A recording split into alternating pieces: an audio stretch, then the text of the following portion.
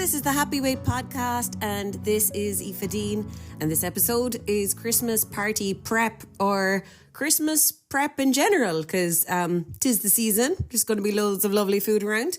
And also, the downside of that is if we have disordered eating, if we have weight issues, I think it's a horrible time. Like, my Christmases when my eating was the worst were horrific. I remember flying back from England for Christmas and none of my clothes fit, and I was like so stuffed to the brim of chocolates. I think I spoke about it in another episode, but I worked in a hospital, obviously, as a dietitian, and there was sweets in every ward, and as dietitians you're going around to every ward, so I was eating all the sweets everywhere all the time, and I felt so sick. And it certainly was a case of I didn't really even like the taste. I wasn't even fully sure why I was eating them, but there was mad sense of fear and panic by not eating them, you know. And now I understand that's food scarcity. Like, I wasn't telling myself, Aoife, there's no problem here. Do you want to go to the shop after work and buy some celebrations or buy some dairy milk? There's no problem. But are you sure you want them now, right after your scone or after your lunch? Because if you don't want them now, if it wouldn't feel nice in your belly, there's no problem.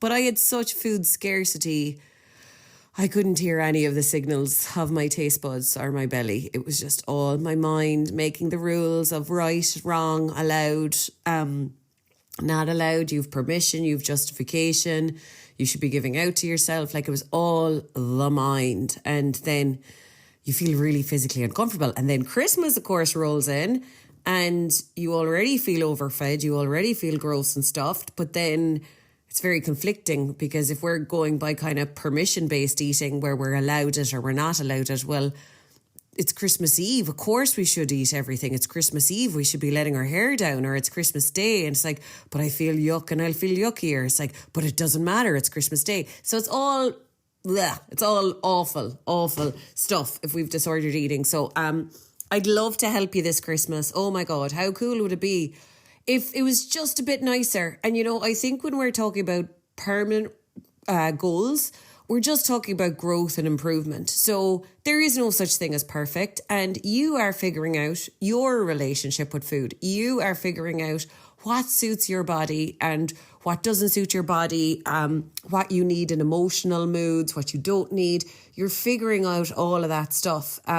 And we're all figuring that out on our own, of course, because we're not going to be able to pick up a book and say, oh, Aoife, this is what you eat when you're emotional. That will really, really work. No one could tell me that. And also, it changes per time I'm emotional. So we have a lot of figuring out to do. So what we initially want to do when we're just like, you know, shaving off the problem and shaving off the weight with it, is we just want to really cut out the most unnecessary stuff. So like the stuff that's really beyond the brink of discomfort or overeating, or, you know, the moments that are like, that was wildly unnecessary and I absolutely didn't enjoy it. Do you know, like, even at Christmas without or with less of those moments, like, that would be kind of cool. And even at Christmas where when we are sitting down to stuff, we're like a little bit more excited about it, a little bit more positive about it. Maybe we needed a bit more because we didn't overeat as much as we usually would have yesterday. So there's a bit more available taste buds and reward centers in our brain for it and stuff like that. And there's a bigger opportunity for it being nice. So how cool would all of that be? By the way, with all of this, it's like Christmas is definitely like every year is an edit on the last. Like, I'm not there yet. Like, actually, I was like, am I there yet? I'm definitely not there yet. Like, every Christmas, I learn something more in my own eating that's worth it or not worth it. That is my thing, is not my thing. That's more important to me. That's less important to me. So it's just wildly different once you are keen to sort yourself out. And I mean that in you will be eating delicious foods and you will be feeling well after. When that is your intention, God, there's actually a lot to learn. Because if we've had years of I'm being good or I'm being bad, well, then there's just like, there's no bespoke eating, basically. You know, we're eating all the bad foods, or on good days, we're eating all the good days. And we're not even too sure what tastes good and what feels good, you know? So I think there's a big process of elimination that can happen now over Christmas that like, whoa, have I been eating these for 20 years and like, they're not even that great. Like, I'd rather 3 more mince pies than to be bothered with one slice of this cake. Like, do you know? So whatever it might be. So the first one is, I'm recording this at the end of November. I don't know when it's going to be out, maybe a week or two. So you're probably going to be in the thick of it when you're listening to this. It's going to be December for sure. But get out ahead of it, right? Like your mission, should you choose to accept it, is that once all the big days of food and eating and family and all the rest of it come along, you're almost going to be, I don't know, unimpressed is too strong a word, but like nothing could shock you. Like as in if someone brings out Ferrero Rochers or something, you're like, yeah, cool, had them yesterday.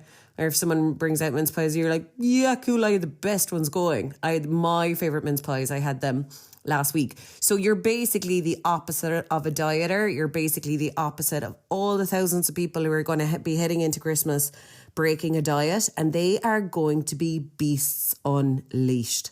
So for us to be more in the kind of fixed department, we need to be like out ahead of it. Like as in, you know, and I'm always asking my clients on every call, like, you know, what's on your food to-do list? Because we have to be constantly taking foods down off the pedestal. Like, it's like, come on, no, what would you love today? Like, what would be really, really nice? If you could have anything you could possibly want today, what would it be? Would it be like a Bewley's hot chocolate in Oliver Plunkett Street? It's like, what would it be? Okay, cool. Let's go get that. Let's have a hot date with a hot chocolate and have a lovely moment with it. Okay, what's next? A mince pie from the English market. Great. Okay, let's get our hands on them. Or maybe there's something in the Posh Duns in Douglas, or not Douglas, Bishopstown. Maybe you want to get your hands on something there. And like, what is your food to-do list? Because we need to have like per time a lovely time with those foods. And for me, it felt very healing. It felt like I was really moving forward if I could have this positive moment with a hot chocolate now, when previously having that hot chocolate would have been like, oh, sure, screw it, I'll just get a hot chocolate. But it would have been fear, panic, guilt, shame, remorse, start of a bad phase, all this heaviness around it. Whereas now, if I could be like, I'm just a woman drinking a hot chocolate at Christmas, or it doesn't really matter what time of the year it is, obviously, but like, I'm just a woman in her house having a nice thing. Like, it's not a big deal, you know, there's nothing weird about that. So practicing that normality of it.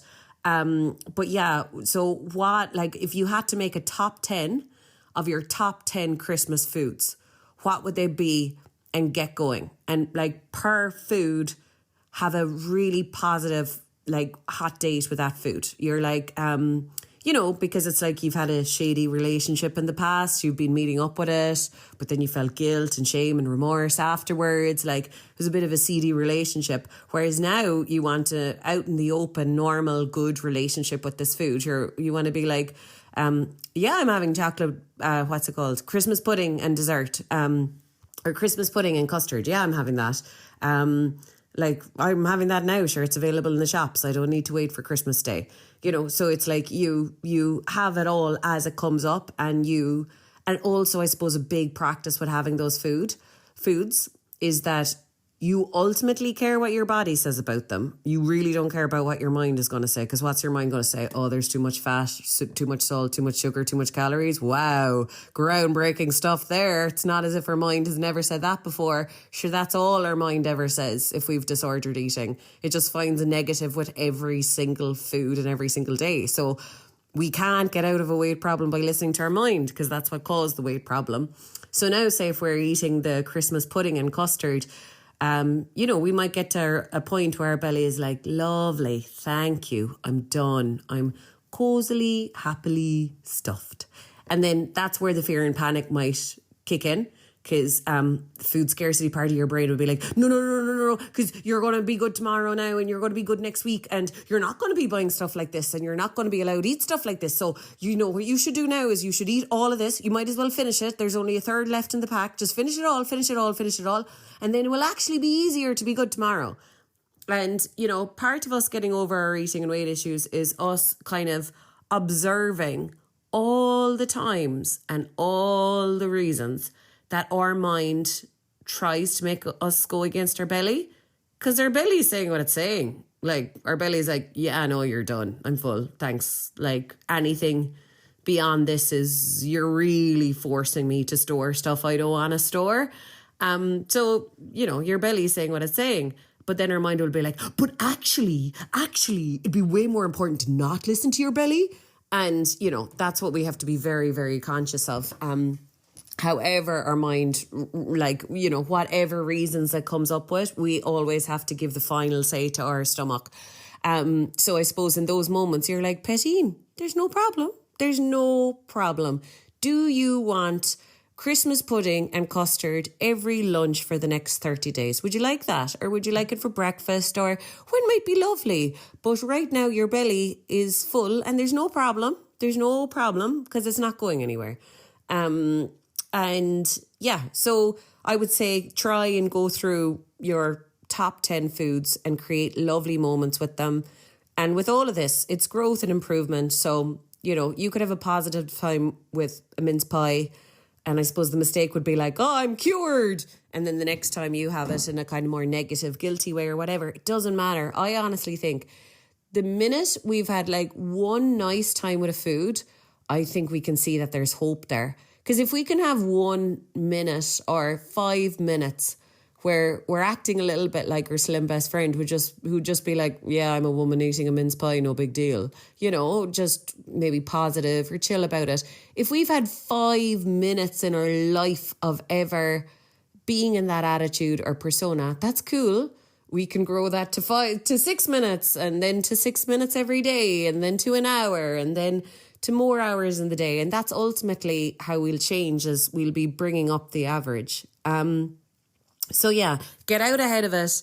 Get your kind of to-do list of gorgeous foods now. Start working on them. Start like selecting which brand is amazing, which brand is actually not that great. Really pretend maybe that you're doing a giant essay on foods, like Christmas foods, and you're going to be sending me 5 A4 pages of an essay after Christmas on what you learned about food, like what actually was overhyped, what was actually all advertising, and when you ate it, it wasn't even that amazing. What have you found, like, you know, because I think sometimes it's fascinating, like, God, we definitely all have different taste buds, because, you know, you could be around someone that is loving, like, you know, the cloves on the meat and all those kind of clovey things. I hate cloves. And I'm like, wow, we're all built so differently. You know, the whole like no two people have the same taste buds. Cloves are the biggest evidence of that for me. You know, there's people in my family who love everything being in cloves, and I'm like, puke, it's awful. So, you know, we have to unearth everything in great detail. So not just like, I don't love that, I do love that. Like, yeah, you love that. Okay, cool. In which format, which brand, and what drink do you have with it? And is it nicer on its own? Is it nicer as a starter before your meal? Is it nice as a dessert? Is it nice before bed? Is it nice for breakfast? Because no rules apply. Like, you know, we can really change quick once you stop comparing yourself to norms, and you stop saying like, oh, breakfast foods are at breakfast, or you have sweet things after dessert. Like, I don't believe in any of those things, to be honest. I think dessert and sweets are an amazing breakfast. You know, well, amazing is a strong word, but like, if ever there was a time to have some sugar, the morning might be kind of helpful. Do you know what I mean? And it really serves its purpose sometimes. And then also, a lot of the times I have dessert for starters. I'm not majorly a sweet tooth in general, but like, say for instance, the other day I did a post on mince pies, and I was starved alive coming home from Skib that day. And I heated up 3 mince pies and custard.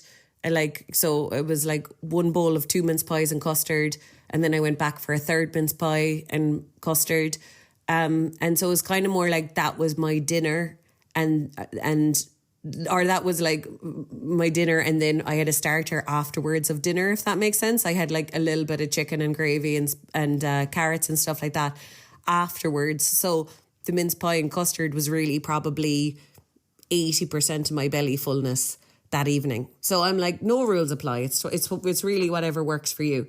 So avoid the beast unleashed, and then get very clear. You know, I heard this thing, I've probably said it multiple times now on the podcast, but like every area of our life that's not going well is where we don't have any boundaries. And boundaries come with being very clear on what we do want, what we don't want, what we do stand for, what we don't stand for, and then having the cojones to implement that with other people. And I think now with food and eating, we have to get clear on our boundaries. Like, you will be eating to have a lovely time. That is it. You will be eating to have a lovely time.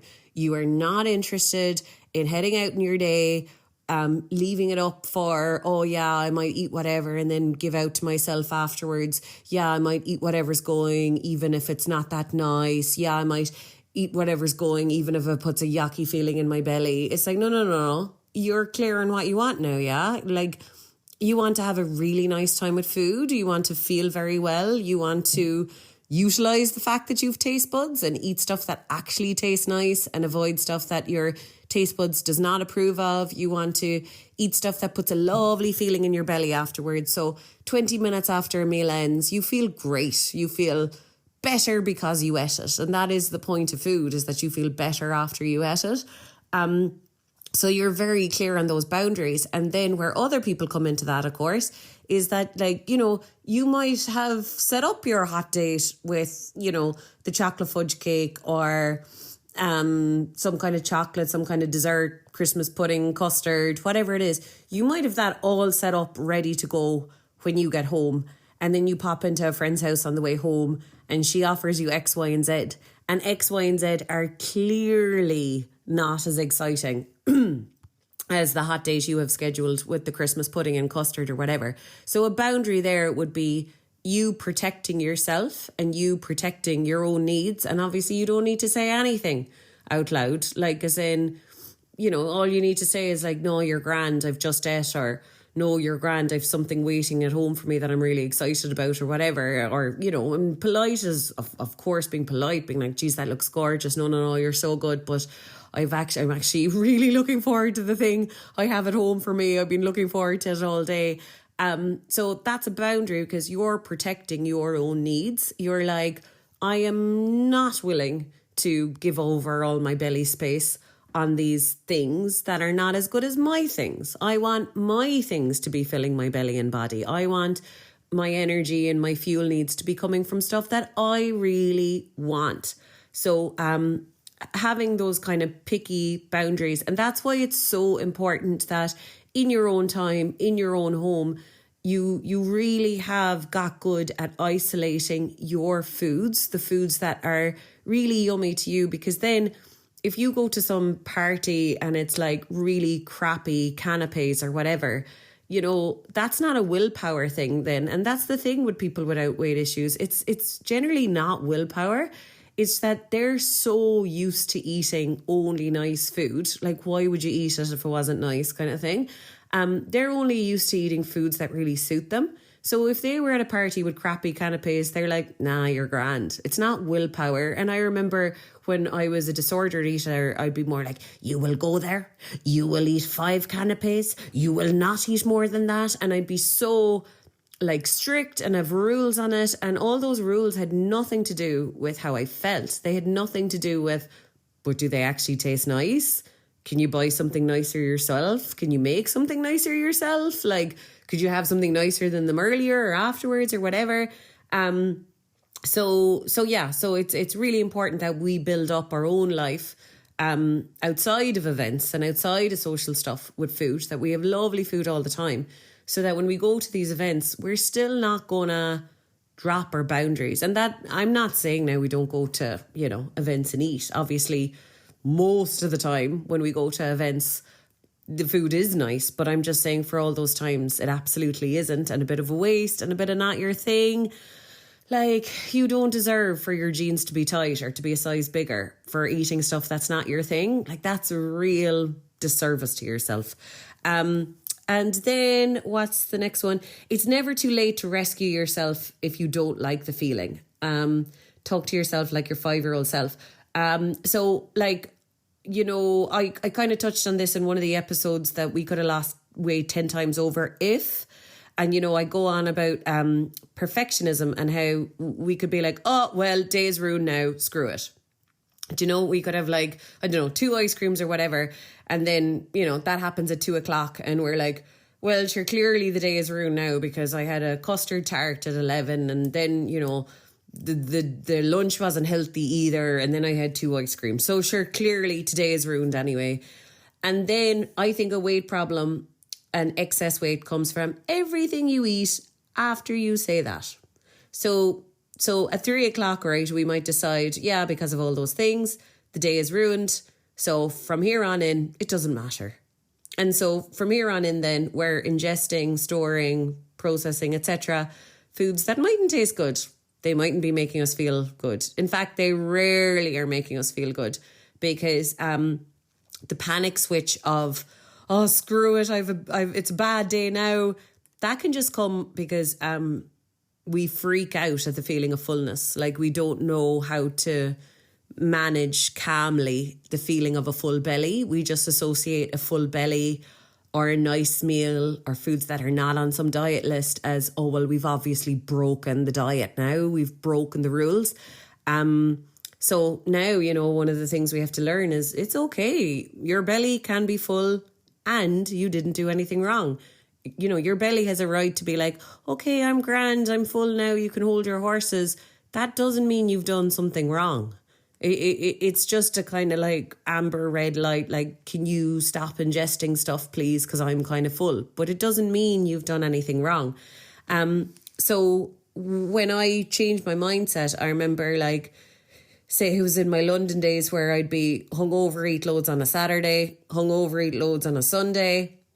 And I remember starting to change my mindset that like it could be 9:45 on Sunday night and I'd tell myself, I don't need to let today go down in history as a bad day. I don't. Because even if I've 45 minutes before I go to bed or whatever, I could have a nice 45 minutes. I could do caring, pleasant things now that might make my body feel better. I could do pampering things. I could say some affirmations, I could do some gratitude, I could drink some water, I could do some ab crunches, I could, you know, like you can rescue yourself at any given moment, So that's why it's so important to throw away the whole concept of days and phases, because it's like 24 hours is a long, long time. And to be honest, in discomfort, like, you know, say if we throw away a day at 3 p.m. and we're like, oh, it's a bad day now, so I might as well keep eating.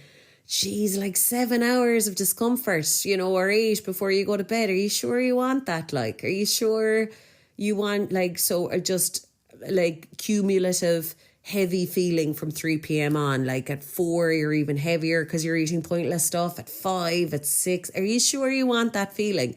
You know, so yeah, we can rescue ourselves at any point. And also I think it's, you know, it works for me anyway, and it worked for me to talk to myself like a 5-year-old girl, because like elements of disordered eating are so sad, like, you know, they kind of really are, because, you know, there definitely would have been moments when I was going through this myself where I would have been at a gathering or whatever, and you know, maybe I did eat a load of mince pies, or maybe I did eat a ridiculous amount of food, and now I wasn't feeling well at all. And, you know, talking to yourself like a mommy then and being like, oh, Pettine, did you feel you needed to eat all the crisps and all the mince pies? Did you feel that no one was going to give you crisps or mince pies tomorrow? Oh, Pettine, oh, that's not fair at all on you. Of course there'll be crisps and mince pies tomorrow. That's not fair on you. And you poor thing, you felt that you needed to eat them all before they go away. Well, don't worry, pet. No one is going to take them off you. They're not going anywhere. Because like I said, it is kind of sad. Like, it is kind of sad if we're there full as a frog, uncomfortable, manky feeling, because some part of our mind was telling us that, like, this is it. This is your only shot. You don't deserve nice things. Nice things won't be there for you tomorrow. Like, it's really mean. Like, you'd never talk to your own child or grandchild or niece or nephew like that. Do you know? So in that moment, you can be like, Pettine, if your belly's sore now, what will we do? What could we do? Do you want a hot water bottle?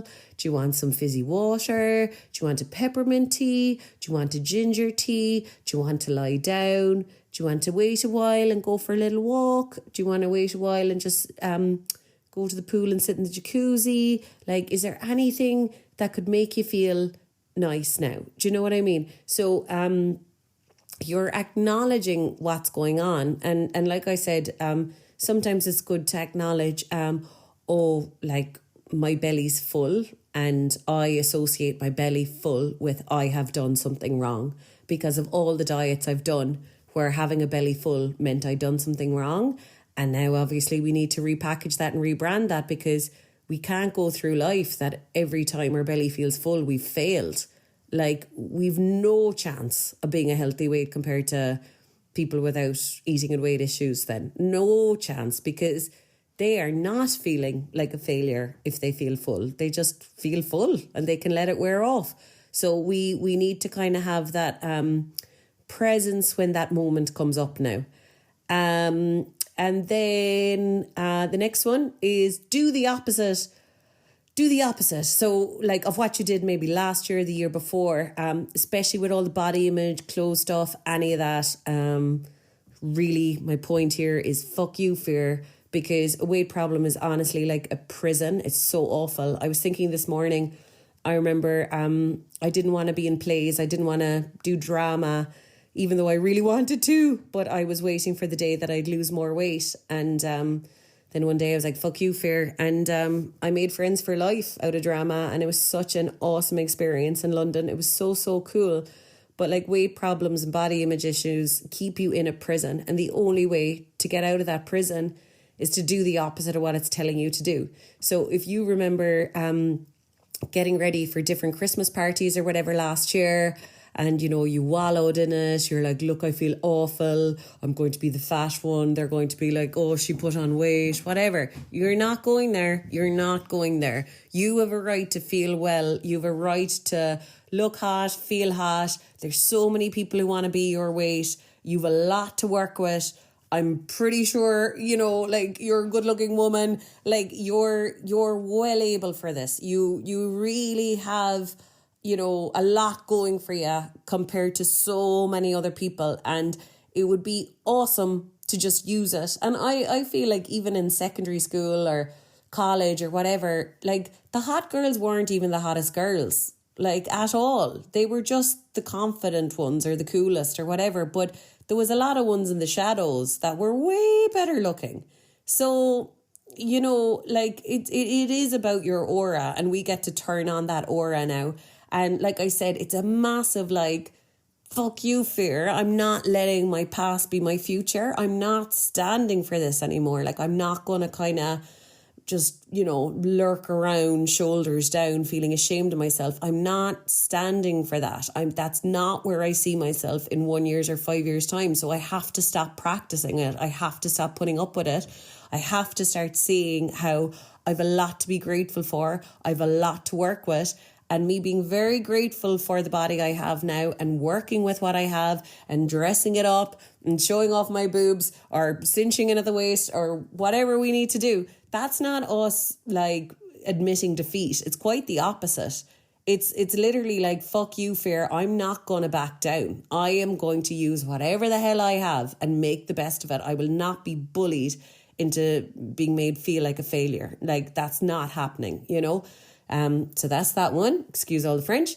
And then getting your own stuff into the house. So I remember one of my first Christmases doing all this. I made sure to make sure that on Christmas Day there was Toblerone, there was Ferrero Rocher, there was maybe After Eights, there was the stuff that I really liked. I wasn't going to let it up to chance because I'm not a big fan of roses, celebrations, all the generic ones. I'm not really a fan. Like, was what I noticed actually when I started really clicking in with my taste. I was like, oh my God, I have eaten kilos of these in my life. Like, as in how much weight in my body are because of these. And turns out they're not that great. So really, you know, if we're thinking about quality, not quantity now, and we have no room on our body for foods that don't taste good, especially like the more we want to lose weight, the less time and room we have for foods that don't taste nice. So really get your hands on your own faves and make sure that they're around so that you don't have to do much settling. Because I think in order to own the label of comfort eater, we need to just kind of be pretty clear on the fact, like, yeah, sure, I ate a load of sweets that I don't like. So obviously that made me look for more and be in the presses. Like, as in, I'm like, never underestimate the effect of a disappointing food.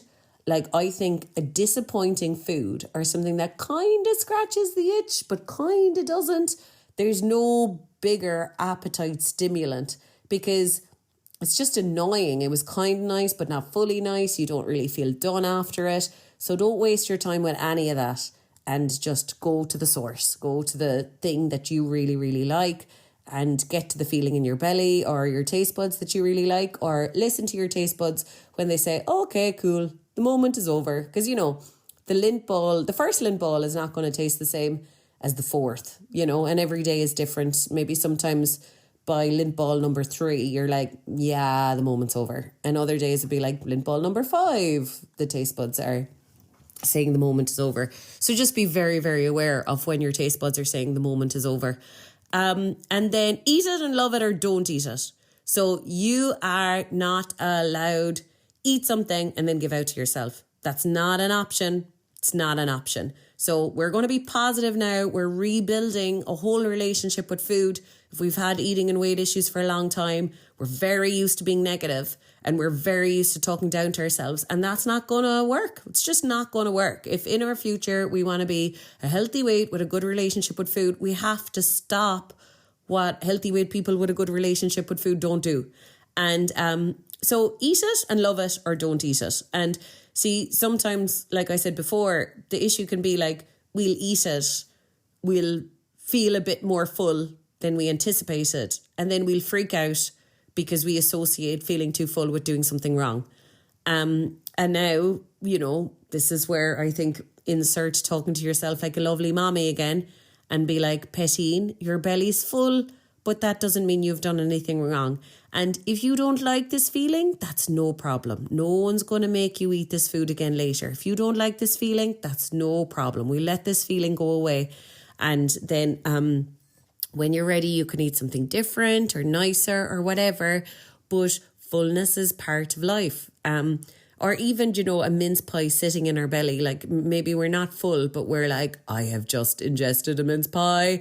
And if we have a very strong negative storyline about a certain food, we're kind of like, the enemy is sitting in my belly.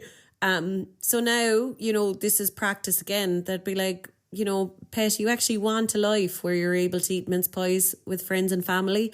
So this is good practice, okay? Like, as in a mince pie sitting in your belly, getting used to that feeling, knowing nothing's wrong, nothing's unraveling, nothing's spiraling, there's no bad day, it's grand. This is just the sensation of a mince pie sitting in your belly. It's cool. You haven't done anything wrong. The world is your oyster. And like I said, if you don't like that feeling, no problem. No one's going to make you eat another one later. And if you do like that feeling, great. Let's have one again later on, or tomorrow, or whatever, whenever your belly is ready. But just kind of almost be present enough to notice that fear coming up, and then talk to yourself very, very nicely. Do you know? And like I said, I think it's quite a powerful, compassionate kind of approach to be like, oh, Pet, you felt you needed to eat so much. Pet, you felt you needed to eat until you were uncomfortable. Oh, I'm sorry you felt like that. I'm sorry you felt that you're so deprived from food that you had to eat so much until you felt uncomfortable. That's really not fair on you. Of course, you've the same access to food as everyone else at this party or gathering. And of course, you can get your hands on any of these foods at this party tomorrow or the next day or the next day. They're not going away, and you deserve them as much as anyone else. So yeah, I hope the old 5-year-old self thing doesn't sound patronising. I'm not being patronising to you at all. I'm generally in this podcast, I'm only talking about what I did myself that worked, and has worked for a lot of clients. So yeah, so I hope that was helpful, and I hope you have an amazing run up to Christmas. I hope you have a really lovely time. I hope you make lots of positive food memories if you're up for it, if you're up for extra homework, maybe jot down grateful moments over Christmas, like per night, a lovely moment you had with food, because that's another massive middle finger to fear and a weight problem, is that you are cultivating these positive moments where you're eating, I would say, like a normal person, where of course you're like loving the taste and you're loving the feeling. And that was it. You didn't make yourself sick. You didn't make yourself guilty. You didn't deprive yourself.